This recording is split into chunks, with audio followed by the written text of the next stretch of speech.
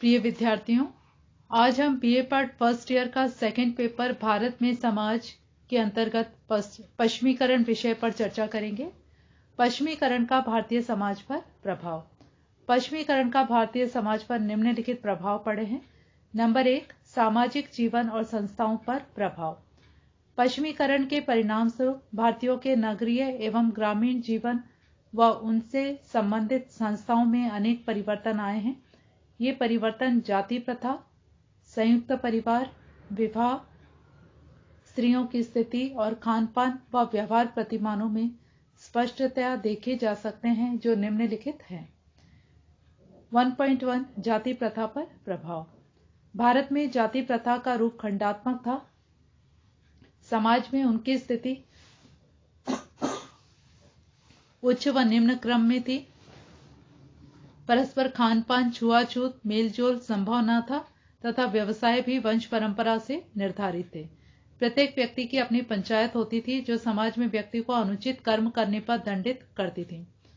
जाति व्यवस्था के आधार पर ही व्यक्ति का पद व भूमिका निर्धारित होती थी।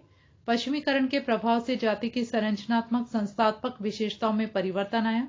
विभिन्न जातियों के बीच स्थिति संस्तरण अथवा ऊंच नीच का भाव पश्चिमीकरण के फलस्वरूप परिवर्तित हो रहा है। किसी एक जाति का किसी एक व्यवसाय पर एकाधिकार खत्म हो गया है। निम्न जातियों को भी अपनी सामाजिक स्थिति सुधारने का अवसर मिल गया है, जिसे श्रीनिवास ने संस्कृतिकरण की प्रक्रिया कहा है। 1.2 परिवार पर प्रभाव। भारत में प्राचीन काल में संयुक्त परिवार की परंपरा प्रचलित थी। एक परिवार में 3 या 4 पीढ़ी के लोग एक साथ रहा करते थे, जिनकी सामूहिक संपत्ति, भोजन व आवास आदि होता था, और परिवार का बुजुर्ग सदस्य उनका मुखिया होता था, जो परिवार का संचालन करता था। पश्चिमीकरण के प्रभाव के फलस्वरूप व्यक्तिवादिता, भौतिकवाद, समानता आदि मूल्यों का विकास हुआ। परिवार के स्तर भी व्यक्तिवादिता व भौतिकता की भावना बढ़ी है। बलिदान आदि के मूल्य तिरोहित हो गए हैं। संयुक्त परिवार टूटने लगे हैं और अब सब एकल परिवारों में रहना अधिक पसंद करने लगे हैं। 1.3 विवाह पर प्रभाव। पश्चिमीकरण का प्रभाव विवाह संस्था पर भी पड़ा है।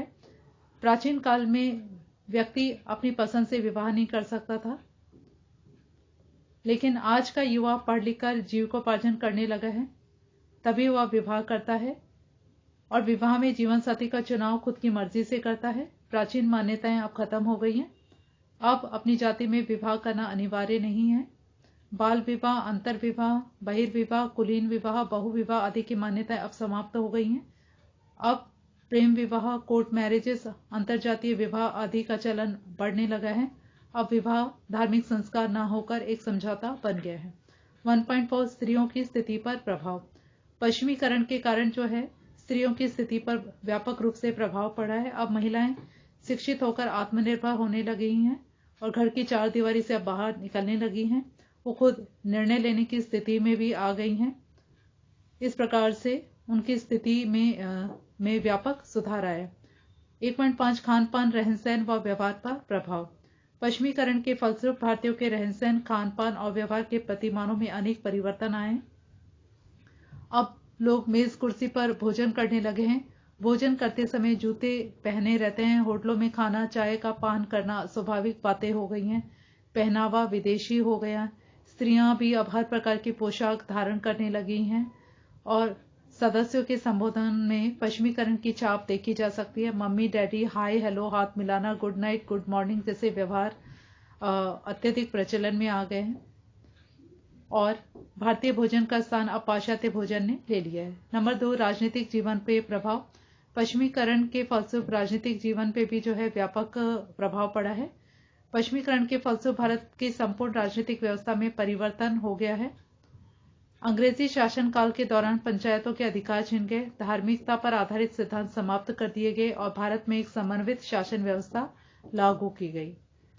भारत में राष्ट्रीय चेतना का विकास भी पश्चिमीकरण की ही देन है। देश में पुलिस व फौज की व्यवस्था की गई, संचार व यातायात के साधनों का प्रचलन हुआ। इन सब से प्रशासन की कार्य प्रणाली में सुगमता आई। आधुनिक प्रजातंत्र और संसदीय प्रणाली का स्वरूप विकसित हुआ। नई शिक्षा प्रणाली, प्रेस, अखबार के कारण लोगों में जन चेतना विकसित हुई। जिससे राष्ट्रीयता की भावना बढ़ी और भारत एक संगठित राष्ट्र के रूप में उभर के सामने आया। लेकिन साथ ही पश्चिमीकरण के प्रभाव ने अनेक कुछ दुष्परिणाम भी उपलब्ध किए हैं। आज भाषावाद, प्रांतीयतावाद, क्षेत्रीयतावाद, नौकरशाही, सांप्रदायिकता, जातिवाद जैसी कुत्सित भावनाएं भी पैदा हुई हैं, जिसका उदाहरण हिंदू और मुसलमानों के आधार पर दो संप्रदायों में बंट गया, जिससे हिंदुस्तान और पाकिस्तान बना। पूंजीवाद, समाजवाद, साम्यवाद की विचारधाराओं का जो है जन्म हुआ। नंबर 3, धार्मिक जीवन पर प्रभाव। प्राचीन काल से भारत में धार्मिकता का प्रभाव गहरा था, जो बाद में कुछ बिगड़ हिस्सा गया था। वैदिक मंत्रों का स्थान अब धार्मिक कर्मकांडों ने ले लिया। एक वर्ग विशेष को अनेक अधिकार प्रदान कर दिए गए। लोगों की देवी देवताओं में आस्था बढ़ती गई और धीरे धीरे अंधविश्वास, रूढ़िवादिता, भाग्यवादिता, भूत प्रेत आदि दिखाई देने लगे।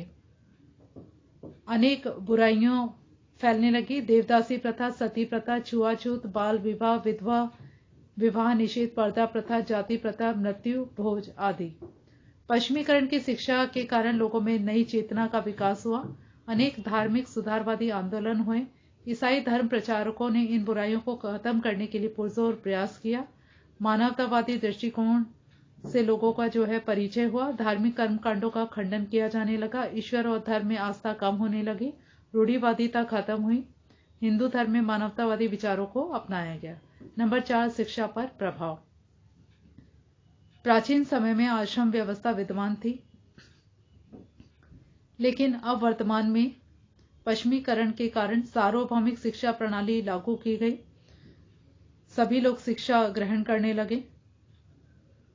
शिक्षा के कारण लोगों में जो है तर्कशीलता का, बुद्धिशीलता का विकास हुआ। इस प्रकार से शिक्षा ने भारतीय लोगों की जीवन शैली, विचारों, आदर्श और मूल्यों में आशातीत परिवर्तन किया। नंबर 5, साहित्य पर प्रभाव। पश्चिमीकरण का भारतीय साहित्य पर भी गहरा प्रभाव पड़ा है। भारत में राष्ट्रीय साहित्य का प्रारंभ पश्चिमीकरण से पूर्व ही हो चुका था। अनेक पद्य रचनाएं लिखी गई। बंकिम चंद्र चटर्जी, जयशंकर प्रसाद आदि ने राष्ट्रीय भावना से ओतप्रोत रचनाएं लिखी थी। भारतीय लेखक और कवियों ने पश्चिमी शैली का अनुकरण किया। शेक्सपियर, बर्नार्ड शॉ, जॉनसन आदि के साहित्यकारों की रचनाओं के हिंदी अनुवाद किए गए। अंग्रेजी सिनेट आदि का अनुकरण हिंदी कविताओं में होने लगा।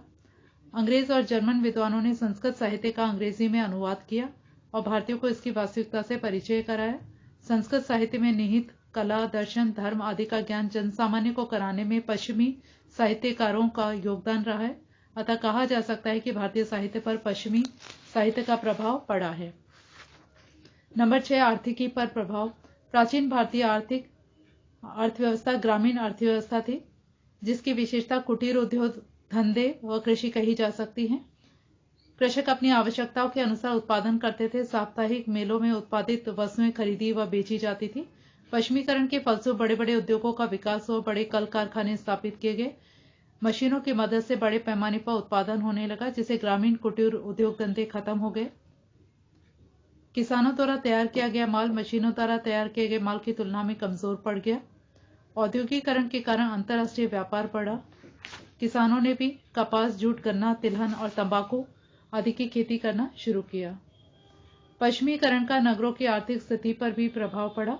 औद्योगिकरण के कारण व्यापार बढ़ने लगे। श्रम विभाजन, विशेषीकरण हुआ। श्रमिकों का अमानवीय शोषण होने लगा, जिससे मजदूर अपनी मांगों को मनवाने के लिए हड़तालें, तालाबंदी, घेराव आदि की प्रक्रिया अपनाने लगे। मजदूर यूनियन बनने लगी हैं, जिसके कारण गरीबी, बेरोजगारी, भिक्षावृत्ति, कुपोषण, वेश्यावृत्ति, मद्यपान जैसी समस्याएं होने लगी। नंबर 7, ललित कला पर प्रभाव। पश्चिमीकरण का प्रभाव स्थापत्य कला, चित्रकला, संगीत कला, नृत्य कला आदि के क्षेत्रों पर भी पड़ा है। स्थापत्य कला। अंग्रेजी शासनकाल में अनेक भवनों का निर्माण हुआ, जिन पर विक्टोरिया युग की स्थापत्य कला की छाप है। उदयपुर, जयपुर, बीकानेर, जोधपुर, दिल्ली, मैसूर, कलकत्ता में अनेक भव्य इमारतें, मंदिर स्थापत्य कला के उत्कृष्ट उदाहरण हैं। चित्रकला। पश्चिमी संस्कृति ने भारत की चित्रकला को भी प्रभावित किया है। वहां के प्रभाव से भारत में बड़े बड़े कला केंद्रों की स्थापना हुई। वर्तमान में मॉडर्न आर्ट पूर्ण रूपेण पश्चिमी शैली की देन है। नृत्य और संगीत पर प्रभाव। पश्चिमी सभ्यता ने भारत में पूर्णतः नवीन शैली की स्थापना की। पाश्चात्य संगीत की बैली शैली आज सामान्य जीवन, उत्सवों, चलचित्रों आदि में खूब प्रचलित हो रही है। आज हमारे जीवन में शास्त्रीय संगीत के स्थान पर लोक संगीत और लोकगीतों का महत्व बढ़ा है, जो ईसाई मिशनरियों के प्रभाव का परिणाम है। भारतीय समाज में पश्चिमी संगीत व नृत्य का चलन बढ़ा है। फिल्मों में पाश्चात्य धुनें, पश्चिमी वाद्य यंत्र, वायलिन, गिटार, माउथ ऑर्गन आदि का इस्तेमाल किया जाने लगा है। शास्त्रीय वाद्य यंत्र और संगीत के प्रति लोगों का रुझान कम हुआ है। उत्सवों आदि में अनेक वाद्य यंत्रों की सहायता से संगीत दिया जाता है। उच्च वर्ग में स्त्री पुरुषों को यूरोपीय ढंग से साथ साथ नृत्य करना व पश्चिमी संगीत में अभिरुचि भारत में पश्चिमीकरण का ही प्रभाव है।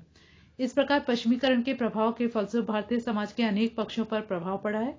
आजादी के बाद पश्चिमीकरण की प्रक्रिया और भी विकसित हुई है।